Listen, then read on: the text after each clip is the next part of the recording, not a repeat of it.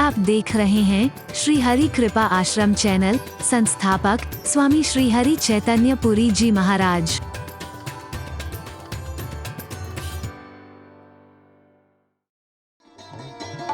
चारों तरफ देख रहे हैं कि कोई चौकीदार है या नहीं, कोई माली है या नहीं। बिना पूछे फूल नहीं तोड़ने चाहिए।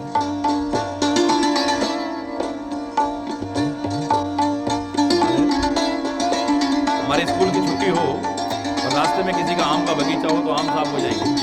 बेशक खाने में कड़वे हो, अभी बेचारे इतने से इतने नहीं बन पाए। अरे बोल, फूल के अगर पेड़ लगे होंगे तो मेरे शायद फिर दूसरे दिन फूल देखने को नहीं मिले। एक ये भी 15 साल का बच्चा मानव रूप में एक मर्यादा का पालन कर रहा है कि किसी चौकीदार को मिल जाए और माली मिल जाए तो उससे पूछूं। बड़ी मुश्किल से सामने एक चौकीदार को माली दिखाई दिया। चाहूं दिशी चितई फिर एक मिनट को पूछी माली गन। मालियों से पूछा कि हमें पूजा के लिए कुछ चाहिए। अरे आप तो इतने महान हैं, आप तो इतने बड़े हैं, आपको कौन मना कर सकता है महाराज? आप कहते हम तोड़ के दे देते हैं। बोले नहीं, पूजा के लिए पुष्प खुद तोड़ लेते हैं। भगवान को अर्पित करने हैं, हमें कुछ मेहनत खुद करनी चाहिए। ये नहीं कि जाए नौकर फूल तोड़ लाओ, हमने पूजा में चढ़ाने, लाओ इधर लाओ, ए हो भगवान। वो भावना ही नहीं आएंगे। खुद तोड़ करके लाओ बड़े प्यार से। आप देखो आप क्या भावना है। पुष्प तोड़ करके लाए हैं और कैसे तोड़ रहे हैं उसके बाद पहले पूछा फिर तोड़ने लगे। पूछे मालीगन लगे लेन फल मुदित मन माने प्रसन्न मन से। ये नहीं कि गुस्से में आपके पेड़ का पेड़ तोड़ना शुरू कर दिया है, फटाफट जल्दी हो रही है, एकदम से फटफटाहट में ऐसा करने लगे। बड़े प्रसन्न मन से धीरे धीरे करके पेड़ को नुकसान न पहुंच जाए। जितने आवश्यक है बस उतने, पूजा के लिए जितने आवश्यक है उतने फूल तोड़े। कितनी छोटी सी बात है। और ऐसे परमात्मा श्री राम को कौन अच्छा लगेगा जो उनके अनुसार मर्यादाओं का पालन करता है। सीता उन्हें प्रिय क्यों लगी है? क्योंकि वो भी मर्यादा का पालन कर रही है, वो भी कम नहीं है मर्यादा। जिस समय ऐसा कर रहे हैं उसी समय सीता अपनी सहेलियों के साथ आई है, उसी पुष्प वाटिका में। हरि बोल। आप तो सुनते हैं, पढ़ते हैं, विभिन्न प्रसंगों में देखते हैं आप, उसी समय आई। और उसके लिए तुलसी क्या लिखता है देखो।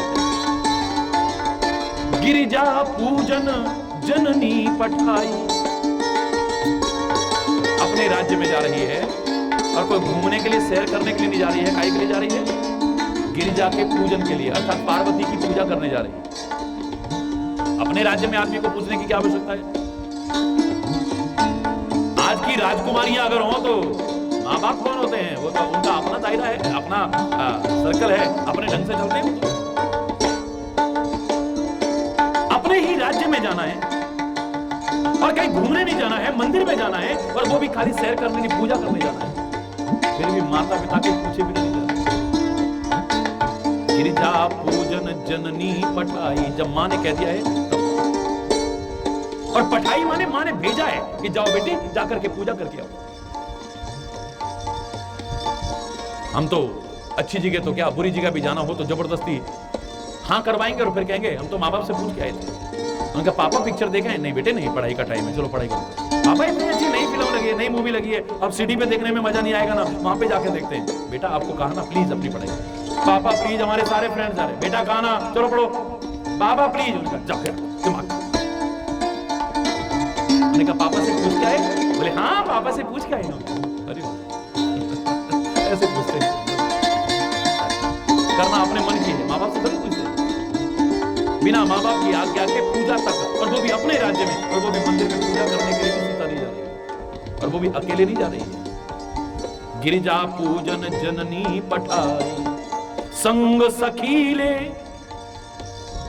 उस जमाने में तो इतना हालत खराब नहीं थी, लेकिन आज भी रामायण इसलिए प्रासंगिक है क्योंकि आज के माहौल को भी अगर देखें तो आज भी वो चीज लागू होती है।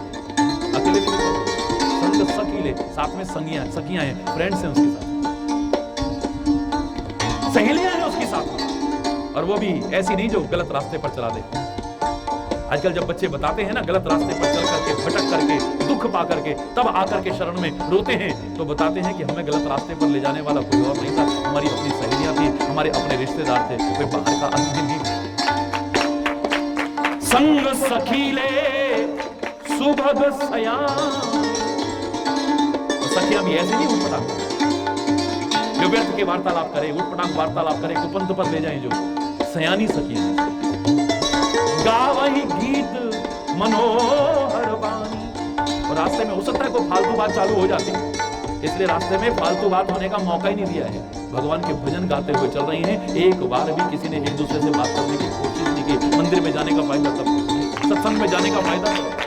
अच्छा सोचते हुए चलो, अच्छा बोलते हुए चलो, अच्छा विचारते हुए चलो, अच्छी वार्तालाप करते हुए चलो।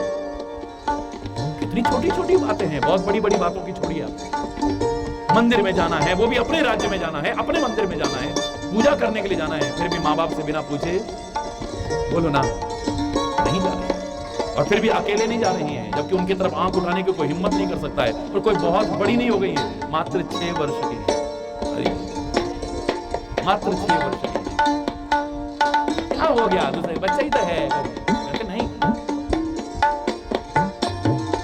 समय पर अगर सही मर्यादाएं सिखाओगे बच्चों को तो आगे जाकर के बिगड़ेंगे नहीं, वरना बाद में तुमको भी रोना पड़ेगा और बच्चों का जीवन तो बर्बाद होगा ही। बच्चे ही तो है, अभी छोटे हैं ना, कोई बात नहीं है, बस ये करते करते ही तुमने गुमराह कर दिया। अभी से उनको मर्यादाएं जीवन में डालने की कोशिश करो, अभी से उन्हें सदाचार की शिक्षा देनी है, अभी से नैतिकता की शिक्षा देनी है, अभी से चरित्र की शिक्षा देनी है, अभी अच्छे संस्कार उनके अंदर अपने अच्छे संस्कार बनाते हुए डालने की कोशिश करनी है। राम को ऐसे ही सीता प्रिय हो सकती है जो मन मर्जी से चले, ऐसे लोग सीता दोगे ना, ऐसा कोई भी व्यक्ति राम को अपनी मनमर्जी से जो जीवन जीता हो, मनमोजी जो हो, ऐसा परमात्मा को प्रिय बोलो ना। जो मर्यादाओं का पालन करता हो वही मर्यादा पुरुषोत्तम को प्रिय हो सकता है। जो अच्छा जीवन जीता हो ऐसा ही परमात्मा को, संतों को, गुरुओं को प्रिय हो सकता है। जो अपने कुल की मर्यादाओं का पालन करे, अपने माँ बाप की आज्ञा का पालन करे, तो परमात्मा श्री राम ने जो सिखाया है पहले अपने जीवन में अपनाया है, वहीं आ जाइए। प्रसन्नताम या न गताभिषेकस्तथा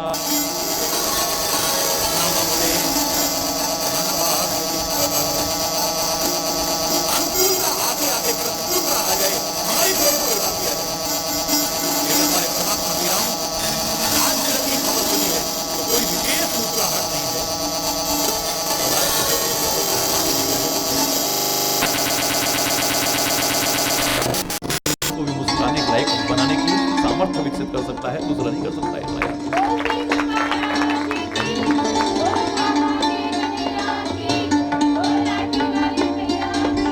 जो खुद किनारे लगा हुआ है वही डूबते हुए को किनारे पर खींच सकता है। जो खुद डूब रहा होगा वो दूसरे डूबते को बचाने की सामर्थ्य नहीं विकसित कर सकता है। बीच भंवर में कोई डूब रहा हो और उससे तुम उम्मीद करो कि ये हमें किनारे पर ले आए, हम तो डूब रहे हैं, चिल्लाओ अरे बचाओ रे, उसको तो खुद तलाश है ऐसे व्यक्ति की जो आकर के बचा ले। वो तुम्हें क्या बचाएगा?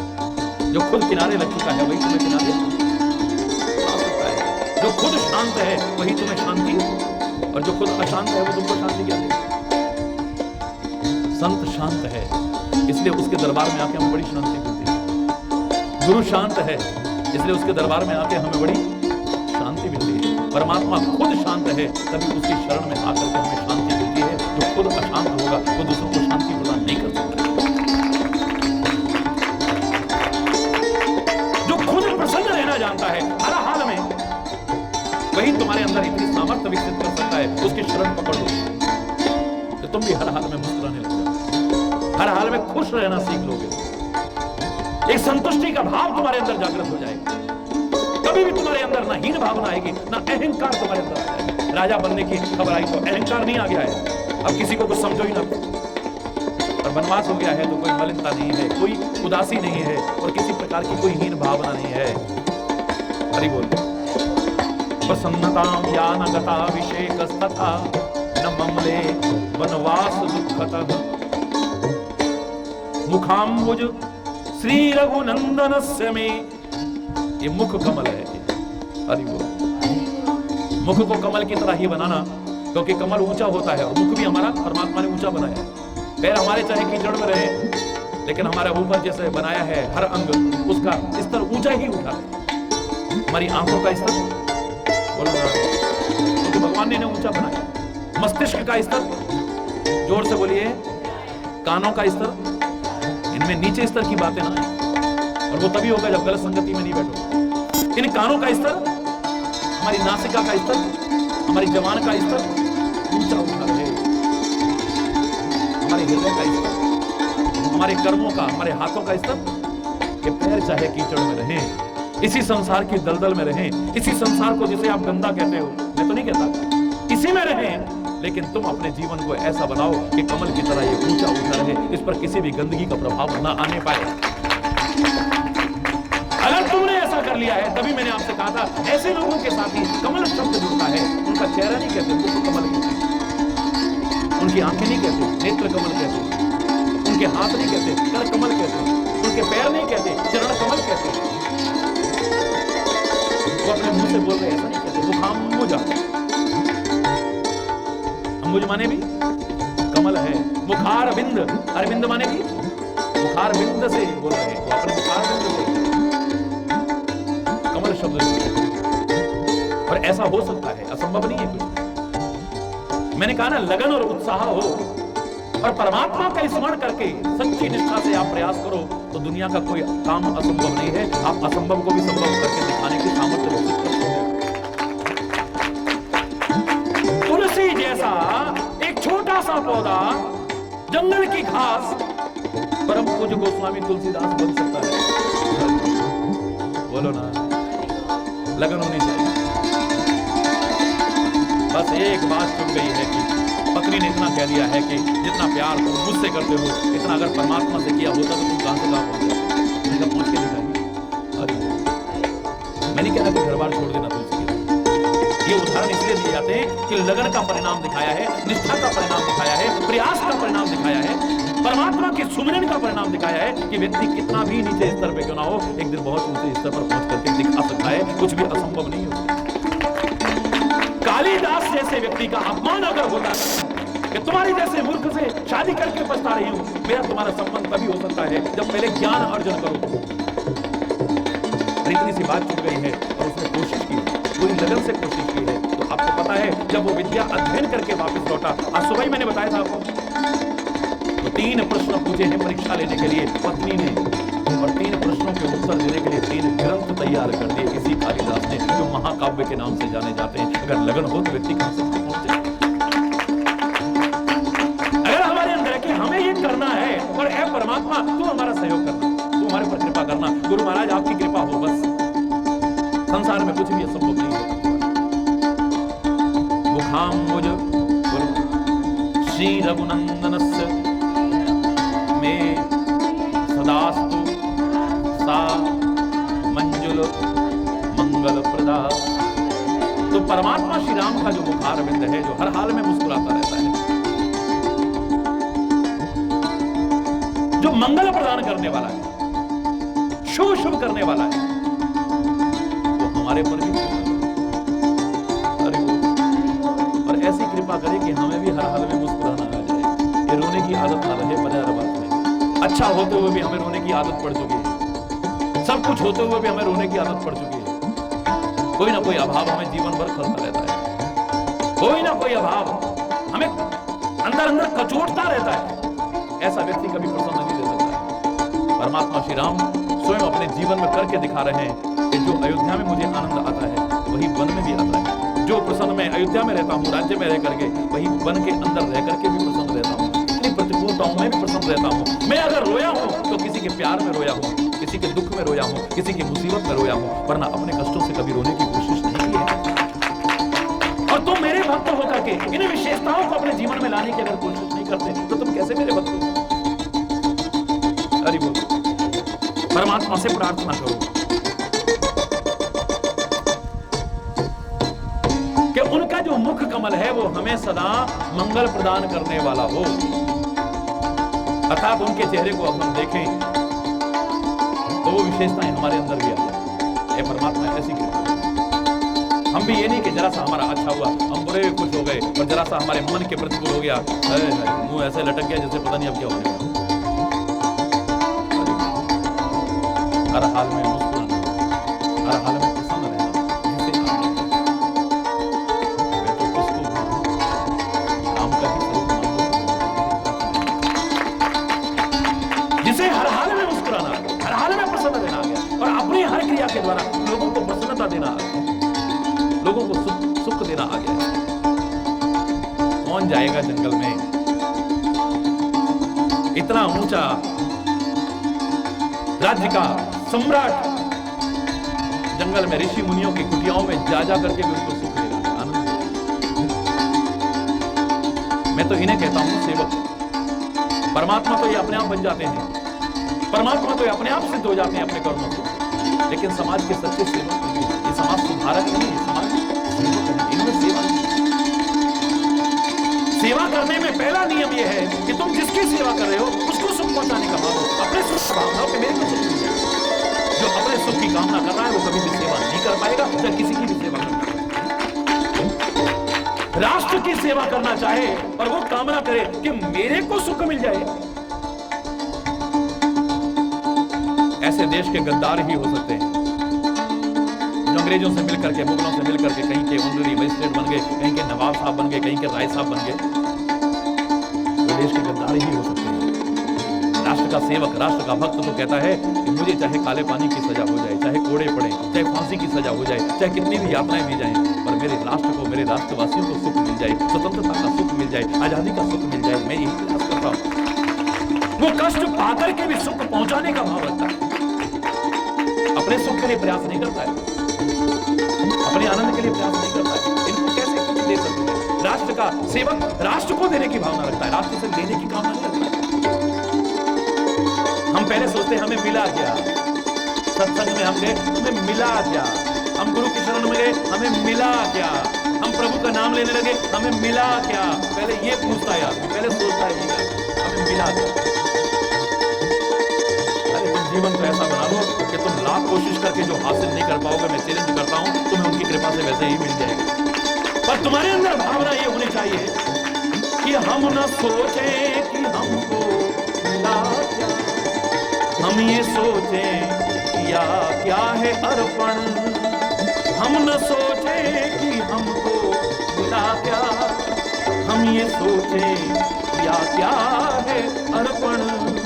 फूल खुशियों के बांटे सभी को, सबका जीवन ही बन जाए मधुबन, सबका जीवन ही बन जाए मधुबन। करुणा का जल पावन हरिक मन हम चले नेक रस्ते पे, हमसे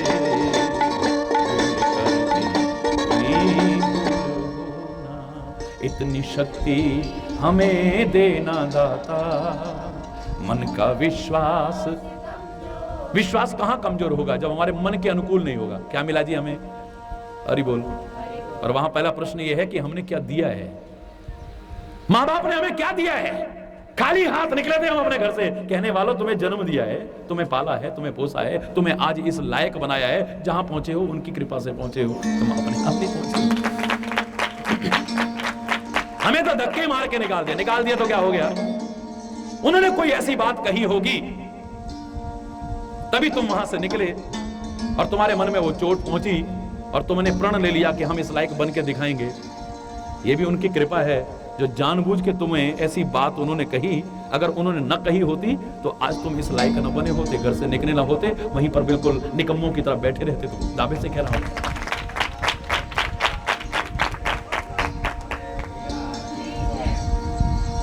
हरि बोल। लोग कहते हैं कि हाय देखो कितने सुकुमार राजकुमार हैं। अरे कैकेयी को शर्म नहीं आई? इनको वनवास देते हुए ये जंगल के लायक थे। और एक कहता है ये भी तो सोचो, अगर कैकेयी ने ऐसा न किया होता तो इस अयोध्या के विशाल साम्राज्य के इस सम्राट के हम दर्शन कभी कर पाते? आज ये हमारे पास चल करके आया है, हमारे हाथ के कंदमूल फल ग्रहण कर रहा है, हमारी सेवा को स्वीकार कर रहा है, हमें सेवा का सौभाग्य मिल रहा है, दर्शन का सौभाग्य मिला है। अरे हमें तो कैकेयी को धन्यवाद देना चाहिए। अगर वो ऐसा न करती तो ऐसा मौका हमें कहां से मिलता? बोलो, इस सोचने का ढंग है अपना। लोगों का प्यार आज राम को मिल रहा है इसीलिए क्योंकि जंगलों के कष्ट उठाए उसने, दिलों का सम्राट बन चुका है। अयोध्या का सम्राट चाहे बाद में बना होगा, लेकिन ऐसा जीवन जी करके तो वो दिलों का सम्राट ऐसा बना कि तब भी था, आज भी है और आगे भी रहेगा। अयोध्या के सम्राट तो कितने बदले होंगे, बोलो ना, लेकिन राम दिलों का सम्राट ऐसा बन चुका है कि दिल के उस राज्य से कभी भी उसे हटाने की कोई हिम्मत नहीं कर पाएगा। लोगों के दिलों पर राज कर रहा है, दिलों का सम्राट बन गया है वो। लोगों को अपनापन दे करके, लोगों को गले से लगा करके, उपेक्षित वर्ग को अपने सीने से लगा करके, उनको प्यार और अपनापन दे करके, वात्सल्य दे करके। वहां तो बड़े बड़े राजा आते तो महाराज राम से मिल सकते थे, और एक आम आदमी, अरे बोलो, एक है मंत्री, देखो जरा इनकी क्या समस्या है। अरे बोलो, मैं नहीं कह रहा राम ऐसा ही करते, लेकिन सम्राट तो सम्राट ही हुआ भी। हर व्यक्ति की पहुंच तो वहां तक नहीं हो पाती ना। अयोध्या का विशाल साम्राज्य विशेषता लिए हुए था कि वो जन जन का साम्राज्य था, हर एक की भावनाओं की वहां पर कदर की जाती थी। एक अलग विषय है, वरना सम्राट बनकर के लोगों के दिलों पर राज कर पाता या न कर पाता, लेकिन लोगों के बीच आकर के तब भी करता रहा है, आज भी कर रहा है और आगे भी करता रहेगा। पता नहीं तो कितने सम्राट बदल जाते हैं। बोलिए,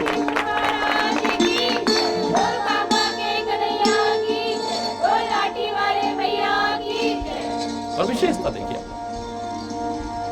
चेहरे पर मुस्कुराहट, वही मुस्कुराहट, स्वाभाविक मुस्कुराहट, सच्ची मुस्कुराहट, वास्तविक मुस्कुराहट, हर हाल में मुस्कुराहट। अपने दुख में, अपने सुख में, अपने हानि में, अपने लाभ में, अपने यश में, अपने अपयश में, अपनी अनुकूलता में, अपनी प्रतिकूलता में, दूसरे को देख करके। दूसरे को कष्ट में देखा है तो राम रोया है, सीता के दुख को देख करके राम रोया है, अपने प्रेमी और भक्तों की पुकार को सुनकर के राम रोया है, अयोध्या वासियों के प्यार को याद करके राम, बोलो ना, रोया है, लक्ष्मण के मूर्छित होने पर राम, सीता के हरण होने पर राम। ये नहीं किसी को दुख में देखो, किसी को मुसीबत में देखो और फिर आप मुस्कुराते रहो। कुछ मर्यादाएं होती हैं, कहीं कहीं आपका मुस्कुराना धृष्टता प्रतीत होती है, असभ्यता प्रतीत होती है। कोई मुसीबत में पड़ा हुआ राम, वहां पे सारे रोग रहे हैं और तुम मुस्कुराओ, हालांकि आपकी आदत पड़ चुकी है, वहां अच्छा नहीं लगेगा। वो कहेंगे कमाल है यार, घर में किसी की मृत्यु हो गई, तो सामान्य बात है, हर घर में होती है। किसी बुजुर्ग की मृत्यु हो गई है और वो मुस्कुरा रहे हैं वो कहेंगे इसी ने तो नहीं मारा। अरे वो यार, इसको तो दुख ही नहीं हो रहा, कमाल है। यहां पर आपका हंसना, आपका मुस्कुराना धृष्टता होगा, असभ्यता प्रतीत होगा। कई जगह पर शोभायमान नहीं होता है। मेरी बेटियां व्यर्थ में नबियों को तो देख करके मुस्कुराती रहे। महाराज जी ने कहा हमेशा मुस्कुराते रहना, लोगों के दिलों में गलत फहमियां पैदा करते हैं। मेरी बात बुरी लग सकती है, लेकिन याद रखना, व्यर्थ में किसी की तरफ देख करके मुस्कुराओगे तो गलतफहमी हृदय में पैदा मत करना। उस समय अंतर में प्रसन्नता को, मुस्कुराहट को बरकरार रखना और बाहर जैसा वातावरण है, जैसी परिस्थिति है, उसके अनुसार अपने आप को ढालने की कोशिश करना। राम को तो पता है कि नकली सीता है, कोई असली सीता नहीं है जिसको रावण ले गया है। लेकिन अगर मैं नहीं रोता हूं तो क्या कहेंगे लोग, बोलो ना। तो बाहिज मन प्रभु चिंता कीनी, मन से चिंता नहीं कहा, बाहर के मन से चिंता। अरे अंतर मन से नहीं किए, बाहर के मन से चिंता की। कई बार बाहर भी मर्यादाएं होती हैं, उनका भी पालन करो। किसी को दुख में देखो, आपको मुस्कुराने की आदत है, लेकिन वहां पर मत मुस्कुराओ। किसी के यहाँ किसी की मृत्यु हो गई है पर आप वहां पर गए हो और जाके हे हमें तो हंसने की मुस्कुराने की आदत है। जी पागल हो आप, मूर्ख हो आप। वरना इन महापुरुषों ने यही सिखाया है कि जीवन में जैसी भी परिस्थितियां आती हैं, सुख आए तो, दुख आए तो, हानि आए लो, लाभ, यश, अपयश, अनुकूलता, प्रतिकूलता, हर हाल में अगर तुम्हें मुस्कुराना आ गया है तो तुम जीवन की ऊंचाइयों को छू सकते हो। इसमें कोई दुरह की बात नहीं है। आप ऐसे प्रसन्नताम या नगताभिषेकस्तथा न ममले बनवास दुःखतः मुखाम्बुज श्री रघुनंदनस्य मे सदास्तु सा मंजुल मंगल। ऐसे परमात्मा हमारा मंगल करे, अमंगलों का हरण करे। प्रार्थना करते रहो मंगल अमंगल हारी।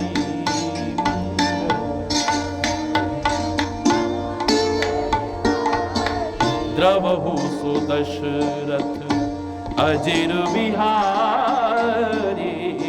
द्रवहु अजर नहीं अजिर।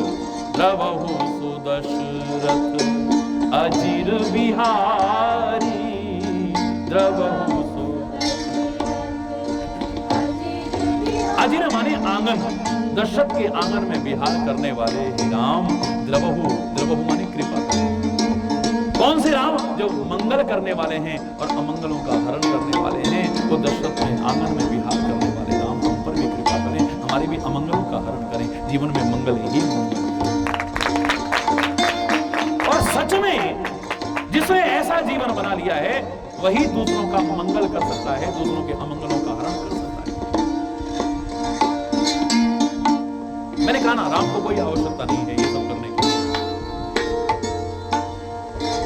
लेकिन मानव के रूप में आए हैं, तुम्हें सिखा रहे हैं, तो सिखाने के लिए करना पड़ता है।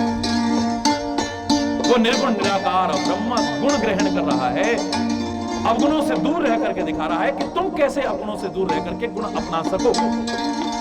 वो सगुण हो गया। अरे निर्गुण भी काहे के लिए? तुमको सिखाने के लिए। गुणग्राही बनो जीवन में, जहां से मिले गुणों को इकट्ठा करने की कोशिश करो।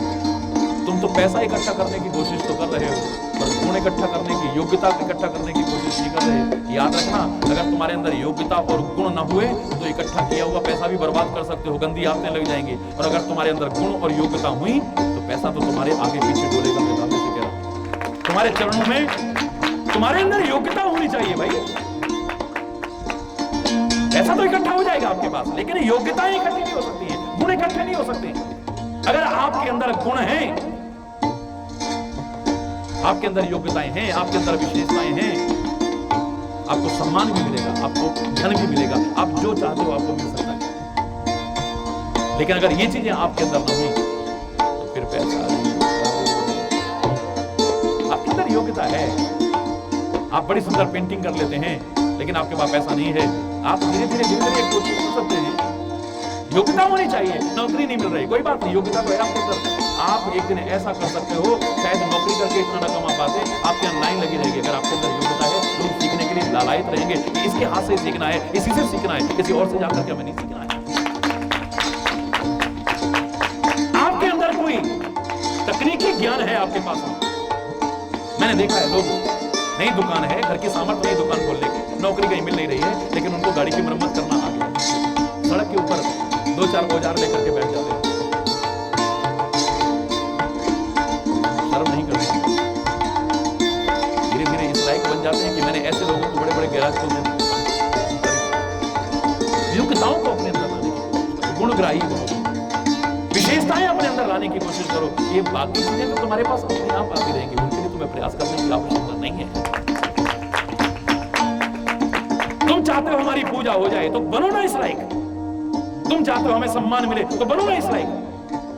अरे एक छोटे पद की तो क्या, प्रधानमंत्री बनकर के भी, राष्ट्रपति बनकर के भी, राजा बनकर के भी तुम्हारा वो सम्मान खाली राष्ट्र में ही हो सकता है जिसको तुम चाहते हो।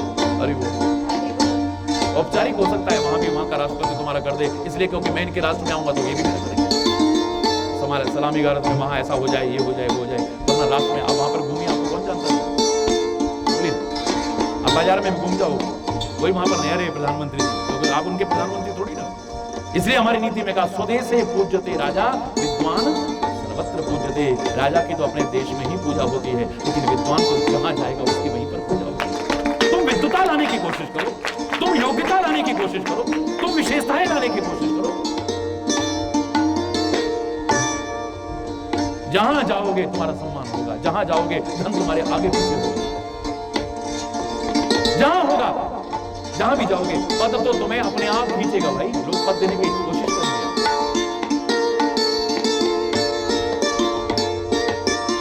अरे अभी अभी कोई ज्यादा पुरानी बातें नहीं है, पुराना छोड़िए, पुरानी बातों को छोड़िए।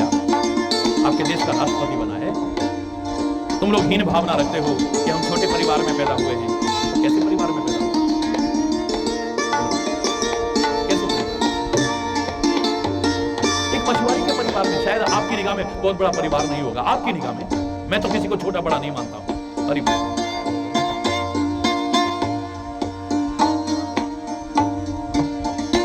स्कूल में पढ़ने के लिए जिसके पास फीस भी ना हो, अरे लेकिन योग्यताएं अगर उसने हासिल की हैं, आज इस लायक हो गया है कि हर कोई उसे ऑफर कर रहा है कि आप हमारे देश के सर्वोच्च पद पर आइए ना, आप हमारे देश के सर्वोच्च पद पर आइए ना। एक कहे के कारण है, पैसे के कारण नहीं, अच्छे घर में जन्म लेने के कारण नहीं, कोई अच्छे पद के कारण नहीं। तुम्हारे अंदर योग्यताएं हैं तो हर कोई तुम्हें सम्मान भी देने की कोशिश करेगा, तुम्हें पद भी देने की कोशिश करेगा और तुम्हारी पूजा भी करने की कोशिश करेगा। कोई अतिशयोक्ति नहीं। धन तो आपके आगे पीछे वैसे ही आ जाएगा, इसलिए गुणग्राही बनने की कोशिश करो, योग्यताएं अपने अंदर लाने की कोशिश करो। अगर तुम्हारे अंदर योग्यता है, कोई विशेषता है तुम्हारे अंदर, तुम जहां जाओगे तुम्हारा सम्मान क्या बताओ? अगर तुम्हारे अंदर ज्ञान है, अगर तुम्हारे अंदर कोई विशेषता है, अगर तुम्हारे अंदर गुण है, तो गुणों से पैसा भी आ सकता है, लेकिन पैसे से गुण बोलो ना। गुणों से तुम्हारी पूजा भी हो सकती है, गुणों से तुम्हें सम्मान भी मिल सकता है, गुणों से तुम्हें पद भी मिल सकता है, सब कुछ मिल सकता है। इसलिए गुणग्राही बनने की कोशिश करो, जहां से तुम्हें मिल जाए वहां से लेने की कोशिश करो। मैं तो यहां तक कहने में संकोच नहीं करता हूं कि सामने छोटा है ये भी मत देखो। कई बार हमारा अहंकार आड़े आ जाता है, हम सीख रहे हैं जिससे वो तो हमसे छोटा है, सिखाने वाला कभी छोटा नहीं हो सकता है। उसे हम गुरु कहते हैं, उसे छोटा नहीं समझते। जिसके पास कोई योग्यता है, जिसके अंदर कोई विशेषता है, वो छोटा कभी छोटा नहीं हो सकता। परमात्मा की भक्ति के मार्ग पर चलने में, विशेषताओं को अर्जित करने में, योग्यताओं को हासिल करने में आयु का महत्व नहीं। अरे बोलो, उसमें आयु का महत्व नहीं, उसमें कुल का महत्व नहीं, उसमें और चीजों का महत्व नहीं।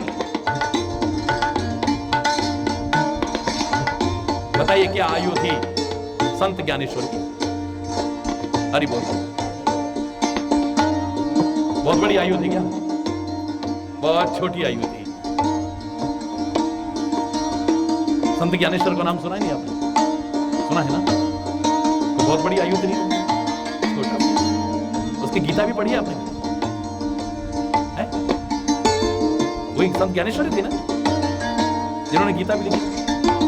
वो छोटे से थे, बहुत छोटी उम्र की थी। और चांगदेव एक बहुत बड़ा तपस्वी था जिसकी कितने हजार वर्ष आयु थी, कितनी बार उसने काल को पराजित करके रोकी। क्या नाम था उसका?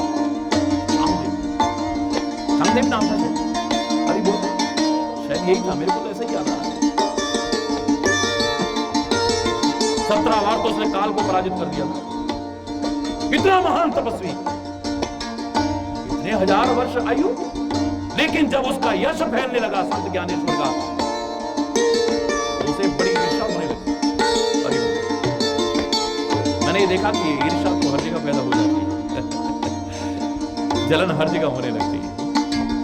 आदमी खुद उस लायक बनने की कोशिश नहीं करता है, और जो बनता है उससे ईर्ष्या करके उसको मिटाने की कोशिश करते हैं, उसके नाम को मिटाने की कोशिश करते हैं। ये कब से होता आया है, आज भी हो रहा है और आगे भी होता है।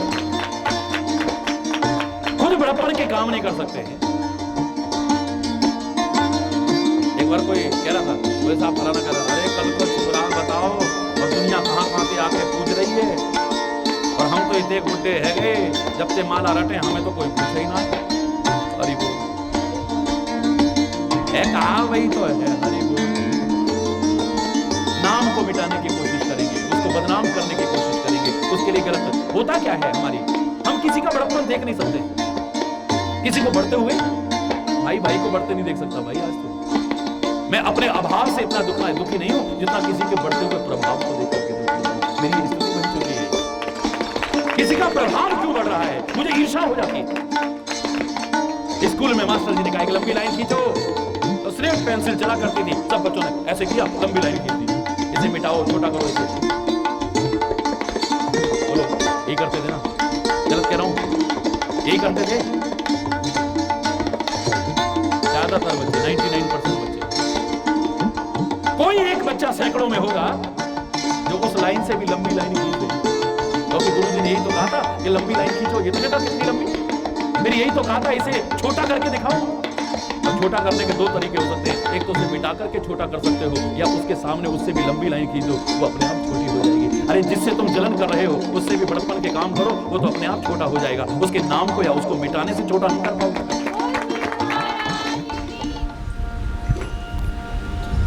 प्रसन्नतां या न गताभिषेकस्तथा ममले बनवास दुःखतः मुखाम्बुज श्रीरघुनन्दनस्य मे सदास्तु सा मंजुल मंगलप्रदा।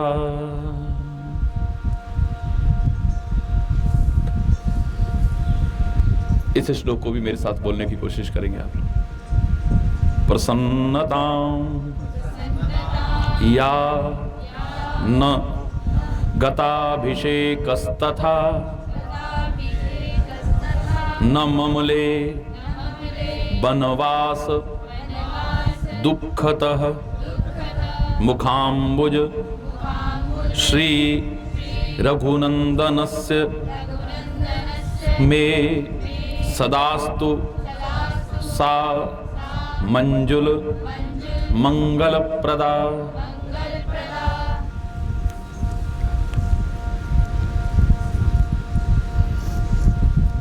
हमारे महापुरुषों की विशेषता है कि उन्होंने जो सिखाने की कोशिश की है पहले अपने जीवन में उतार के दिखाया है। कथनी और करनी के अंतर को मिटा करके उपदेश के प्रभाव को चिरस्थायी बनाने की कोशिश की है।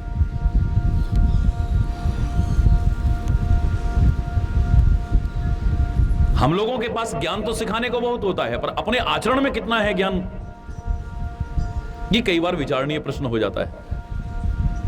अधिकांशतः हम लोग पर उपदेश कुशल बहुतेरे जे आचरहि ते नर न घनेरे।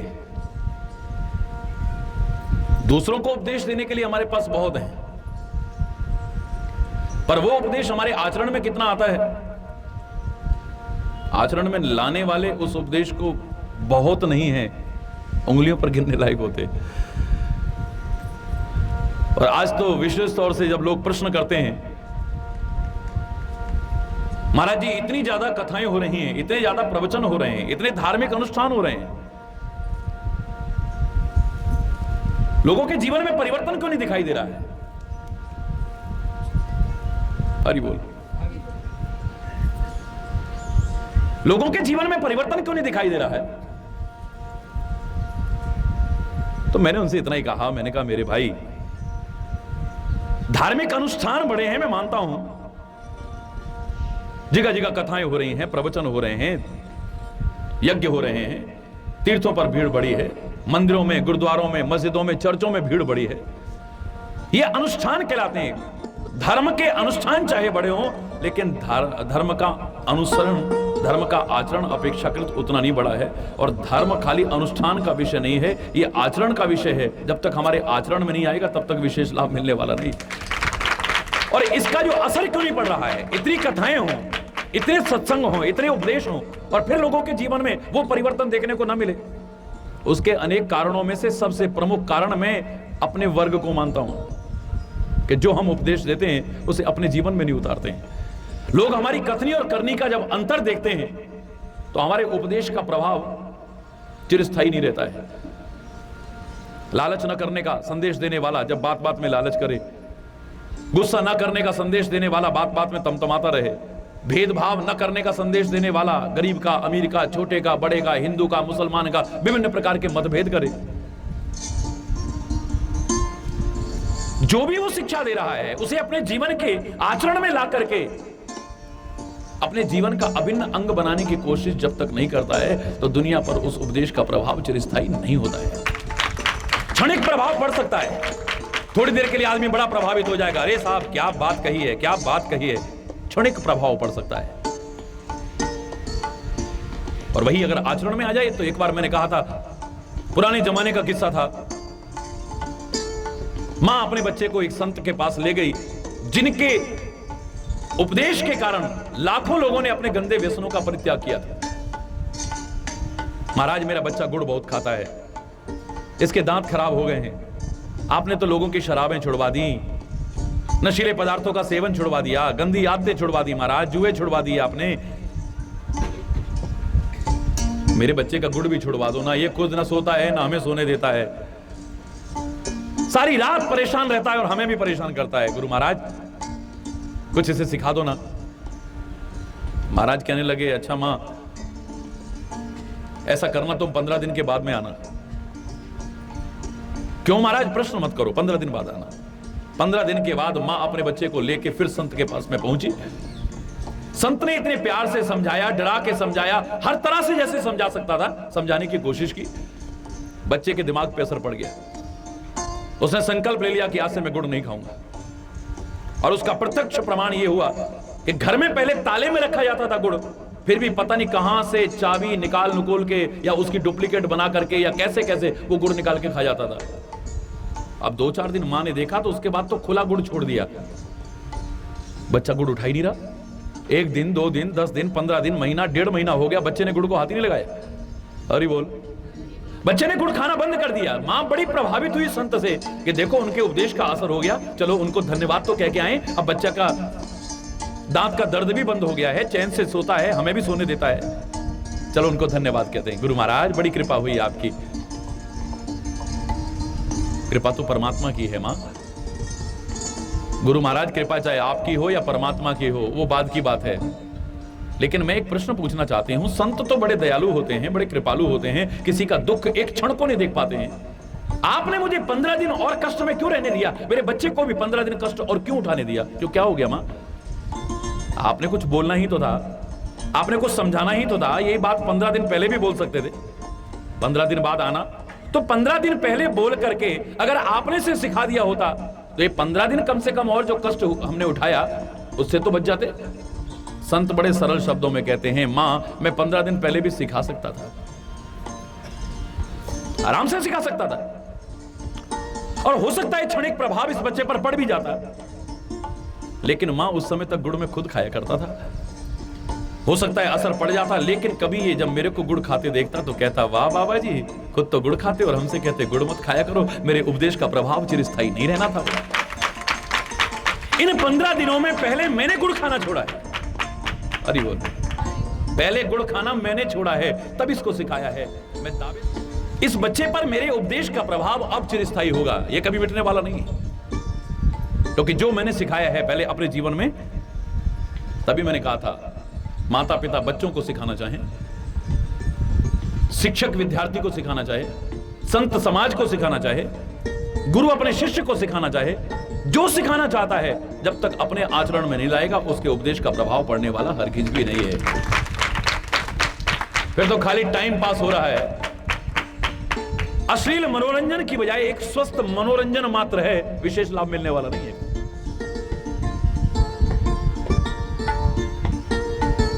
सिखाने के लिए कई बार ना आवश्यकता होते हुए भी अपने जीवन में अपनाना पड़ता है। कोई आवश्यकता नहीं है उनको। एक संत जिसने अपने स्वरूप का बोध कर लिया है, जिसने आत्म साक्षात्कार कर लिया है, जिसने परमात्मा का साक्षात्कार कर लिया है, उसके लिए अब कोई कर्म करना शेष नहीं है। कर्म की हुए स्वरूप ही चिन्हे। स्वरूप का बोध होने के बाद क्या कर्म बाकी रह गया है? लेकिन ऐसे संतों को, ऐसे महापुरुषों को, ऐसे ब्रह्मवेता पुरुषों को भी कर्म करते देखा है। किस लिए? क्योंकि अब वो अपने लिए कर्म नहीं कर रहे, दुनिया को सिखाना है इसलिए कर्म कर रहे हैं। अगर हम कर्म नहीं करेंगे तो इनसे कैसे कहेंगे तुम अपने कर्म को ठीक से पालन करो, अपने कर्तव्य का ठीक से पालन करो? इनको सिखाने के लिए कर रहे हैं। कई बार किसी चीज की आवश्यकता नहीं है लेकिन दूसरे को सिखाने के लिए करनी पड़ती है। क्या गुरु नानक, क्या जगत गुरु शंकराचार्य अभी तक पहली क्लास में है जो अभी तक माला हाथ में ले रहे? कबीर जैसा कोई उठ करके कह सकता है फिर माला फेरत जुग गया, गया ना मन का फेर, अब कर का मन का डार के मन का फेर। ये हाथ से अभी रट रहे हो, अरे मन से रटो। गुरु नानक को जरूरत नहीं है, अब इस स्थिति तक पहुंच चुका है। शंकराचार्य को आवश्यकता नहीं है, लेकिन लोगों को सिखाना है इसलिए करने की कोशिश कर रहे हैं, वरना वो तो बहुत ऊंची स्थिति में पहुंच चुके हैं। एक व्यक्ति को अभ्यास हो चुका है 10-10, 20-20 दिन तक सारी क्रियाएं करता हुआ उसी साइकिल के ऊपर हाथ छोड़ करके साइकिल चला सकता है, उसी पर कपड़े भी बदल सकता है, उसी पर नहा भी सकता है। आपने देखा होगा गांव में खेल करते हैं लोग, इतना एक्सपर्ट हो चुका है कि अब वो हाथ छोड़ करके चलाता है, घुमा लेता है, सब कुछ कर लेता है। अब कोई जरूरत नहीं है कि वो हैंडल को ऐसे पकड़े रखे और यूं यूं करके चलाए।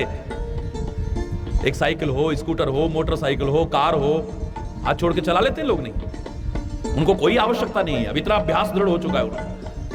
लेकिन जब किसी को सिखाना होगा तो आवश्यकता न होते हुए भी ऐसे पकड़ना पड़ेगा। बेटा देखो, ऐसे हैंडल से हाथ मत छोड़ना, स्टीयरिंग से हाथ मत छोड़ना, सामने सड़क पर निगाह रखना, इधर उधर मत देखना, वरना एक्सीडेंट हो जाएगा। इन सब की उनको आवश्यकता नहीं, लेकिन सिखाने के लिए करना पड़ता है। कई चीजों की खुद आवश्यकता नहीं है। अरे परमात्मा को क्या आवश्यकता है? ये सारे गुणों को अपने अंदर, वो तो निर्गुण है, फिर भी गुण अपना करके दिखा रहा है।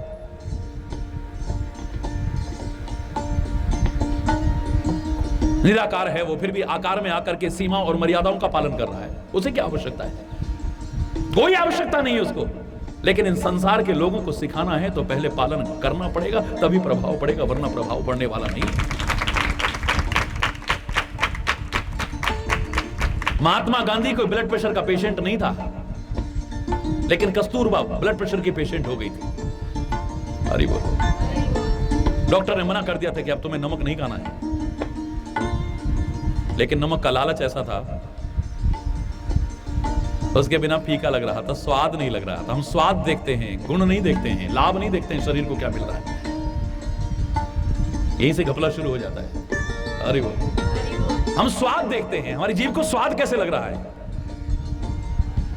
हम ये नहीं देखते कि हमारे शरीर को लाभ कितना पहुंचा रहा है, हमारी चित्त वृत्तियों पर असर क्या डाल रहा है, हमारे मन पर प्रभाव क्या डाल रहा है जो हम अन्न ग्रहण कर रहे हैं। कस्तूरबा नहीं छोड़ रही है, दवाई चल रही है, लेकिन ब्लड प्रेशर कम नहीं हो रहा है। महात्मा गांधी ने कहा ऐसा कैसे हो सकता है भाई, दवाई चल रही है और इसका ब्लड प्रेशर कम नहीं हो रहा है। तो चुपचाप देखा, क्या देखा, ये तो नमक कम कर ही नहीं रही है, तो नमक उतना ही ले रही है। महात्मा गांधी कहने लगे बा नमक बंद कर दो। क्या करूं, मुझसे नहीं रहा जाता, फीका मुझसे खाया नहीं जाता। महात्मा गांधी ने प्रतिज्ञा की कि आज से मैं नमक ग्रहण नहीं करूंगा 1 महीने तक। आज से मैं 1 महीने तक नमक ग्रहण नहीं करूंगा।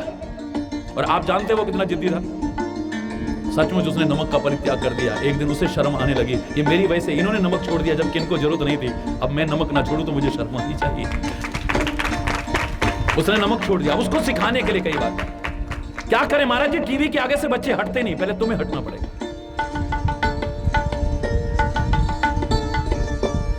बेशक तुम्हें जो पसंद का है सीरियल, उसे छोड़ना पड़ेगा। तुम्हारी पसंद की मूवी आ रही है, उसे छोड़ना पड़ेगा। अरे बोल, तब तुम बच्चों से कहने अधिकारी हो सकोगे, याद रखना इस बात।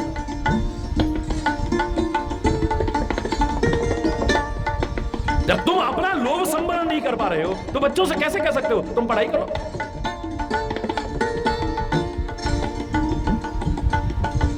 पहले अपना लालच छोड़ना पड़ेगा, प्रभाव पड़ेगा। तो परमात्मा को कोई आवश्यकता नहीं, लेकिन परमात्मा स्थिति प्रज्ञता के लक्षणों को अपने जीवन में खुद अपना करके पहले दिखा रहे हैं। स्थिति प्रज्ञ किसे कहते हैं? हरि बोल। भगवान श्री कृष्ण ने तो गीता में बहुत सुंदर उपदेश दिया है, लेकिन राम तो अपने आचरण में सबसे पहले करके दिखा रहे हैं। बहुत सुंदर उपदेश है, लेकिन परमात्मा श्री राम अपने आचरण में करके दिखा रहे हैं। पहले कि खाली मैं तुमसे नहीं कहता कि प्रसन्न रहा करो, तुमसे नहीं कहता कि मुस्कुराते रहा करो, तुमसे नहीं कहता कि हमेशा मस्त रहा करो, परमात्मा का भजन किया करो, पहले मैं करता हूं। दूसरों को सम्मान दिया करो, पहले मैं देता हूं। मां बाप की आज्ञा का पालन किया करो, पहले भाइयों से प्यार से मिलकर के रहा करो, पहले बोलो ना मैं रहता हूं। जो समाज का उपेक्षित वर्ग है उसे भी गले से लगाओ। जिन्हें लोग ठुकराते हैं तुम अपने से गले लगा करके इतना प्यार दो उन्हें कि उन्हें भी लगे कि दुनिया में हमारा कोई है। ये कहने से पहले राम निषाद को गले से लगाता है, शबरी को गले से लगाता है। खाली भाषण नहीं देता है। राम के चरित्र की विशेषता ही यही है, वहां अगर कोई उपदेश दिया है तो पहले आचरण में उतारा गया। हरि बोल। परमात्मा की विशेषता यही है, परमात्मा के विभिन्न अवतारों की विशेषता यही है, संतों महापुरुषों की विशेषता ही यही है। प्रसन्नता या न गताभिषेकस्तथा, या न गताभिषेकस्तथा न ममले वनवास दुःखतः। वही मुस्कुराहट है, स्वाभाविक मुस्कुराहट। वो जो प्रसन्न चेहरा रहता है उनका, वही प्रसन्नता है।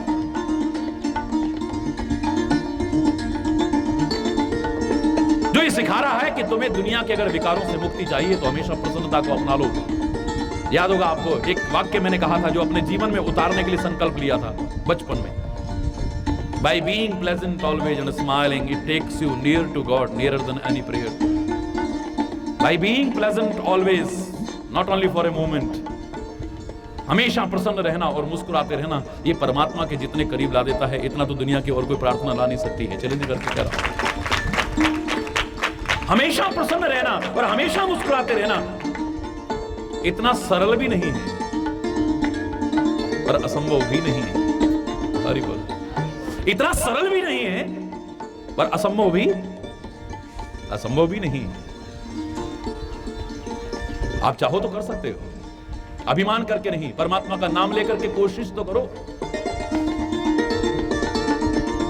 Nothing is impossible in this world, गलत नहीं कहा है, कुछ भी असंभव नहीं है। तो फिर ये असंभव कैसे हो सकता है? बहुतों को देखा है हमने, संतों को, महापुरुषों को, मुस्कुराते रहते हैं। दुख आए तो, सुख आए तो, अनुकूलता हो, प्रतिकूलता हो, जैसे भी दौर से गुजरते हैं उनके चेहरे पर एक मुस्कुराहट है। अरे बोल। हाँ, दूसरों को जब कष्ट में देखते हैं तो उनको भी उदास होते देखा है। दूसरों को मुसीबत में देख करके वो नहीं मुस्कुराते हैं। ये तो इंसानियत से भी गिरा देता है ये भाव तो हमें। किसी को मुसीबत में देख करके, किसी को कष्ट में देख करके, किसी को विपत्ति में देख करके मुस्कुराना, ऐसा व्यक्ति तो इंसान कहलाने का भी अधिकारी नहीं हो सकता है, किताबें से कह रहा है। लेकिन अपना जीवन उनका देखिए आप, हर हाल में मुस्कुराना, हर हाल में प्रसन्न रहना। परमात्मा श्री राम की विशेषता देखिए आप। प्रसन्नताम या न गताभिषेकस्तथा। राज तिलक की खबर हो गई है तो ये नहीं कि ज्यादा अकड़ गए हैं और बड़े ज्यादा मस्त हो गए और बहुत ज्यादा खुश हो गए। हाँ, मेरा राज तिलक, अब तो मैं अयोध्या के सिंहासन पर बैठ जाऊंगा, राजा हो जाऊंगा, अब मैं युवराज नहीं। हरि बोल। अब मैं राजकुमार नहीं हूं, युवराज हो जाऊंगा और फिर राजा हो जाऊंगा। मेरा राज तिलक होने वाला है, ये सुनकर के कोई अकड़ नहीं गए और कोई विशेष प्रसन्नता नहीं आ गई। वही जो स्वाभाविक प्रसन्नता हमेशा रहती है, वही जो स्वाभाविक मुस्कुराहट हमेशा रहती है, चेहरे पर वही मुस्कुराहट है, बस सहज है।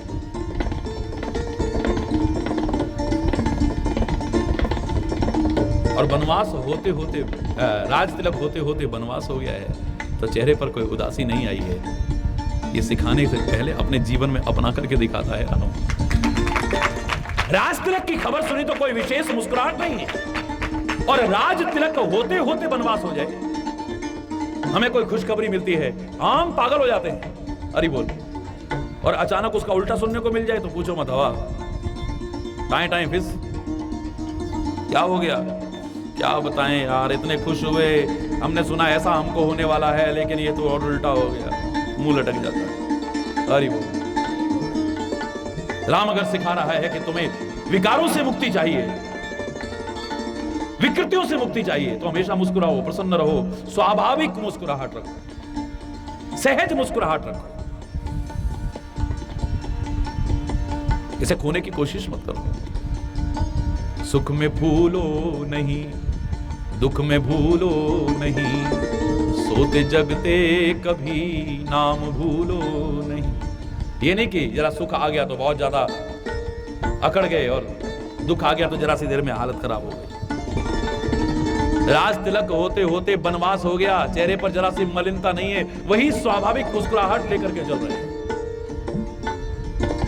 जंगल में लोगों ने पूछा कि आपको तो राज दे रहे थे पिताजी, ये राज देते देते वनवास किसने दे दिया? बोले वनवास कहां दिया है, हमें तो राजा बनाया है। बोलो राम को राजा बनाया था या वनवास दिया था?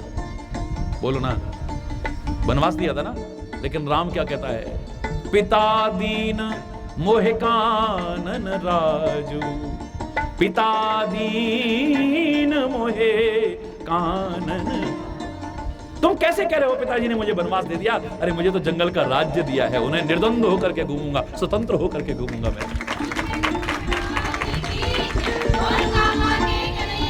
मुझे जंगल का राजा बना दिया है। कोई हीन भावना नहीं है, कोई दुख नहीं है, कोई हृदय में किसी प्रकार का दुर्भाव नहीं है, ना माता के प्रति, ना पिता के प्रति, न किसी के प्रति। और मैंने आपसे कहा था जिसको ये आ गया है ना, याद रखना, हर हाल में मुस्कुराना जिसे आ गया है, हर हाल में सहज रहना आ गया है, वो कोई सामान्य व्यक्ति नहीं हो सकता है। राम की तो बात छोड़िए, इन महापुरुषों की तो बात छोड़िए, ऐसा व्यक्ति भी उनसे कम नहीं हो सकता है, उनके बराबर की स्थिति में पहुंच जाता है। दुख में, सुख में, हानि में, लाभ में, यश में, अपयश में, अनुकूलता में, प्रतिकूलता में, हर हाल में जिसे मुस्कुराना आ गया है, वो साधारण तो नहीं हो सकता है। अरे वो हर हाल में सहज रहना आ गया है, जिसकी चित्त की स्थिति डामाडोल नहीं होती है, वो कोई सामान्य तो नहीं हो सकता है। मैंने तो यहां तक आपसे कहा था, कितने विकारों से, कितनी विकृतियों से मात्र हमेशा स्वाभाविक मुस्कुराहट को अपनाने से तुम बच सकते हो। लोगों ने पूछा था, महाराज जी ऋषि मुनियों ने इतनी तपस्या की, वो क्रोध पर कंट्रोल नहीं कर पाए, काम पर कंट्रोल नहीं कर पाए, लोभ पर कंट्रोल नहीं कर पाए, मोह पर कंट्रोल नहीं कर पाए। इतनी तपस्या करने वाला भरत भी अपने परिवार के लोगों के न सही, उस हिरण के बच्चे के मोह में इतना आसक्त हो गया कि उसे अगले जन्म में हिरण तक बनना पड़ गया। इतनी तपस्या करने वालों को ऐसे ऐसे गुस्से आए कि उन्होंने गुस्से में आकर के शाप दे दिया और अपनी तपस्या तक को भंग कर दिया है।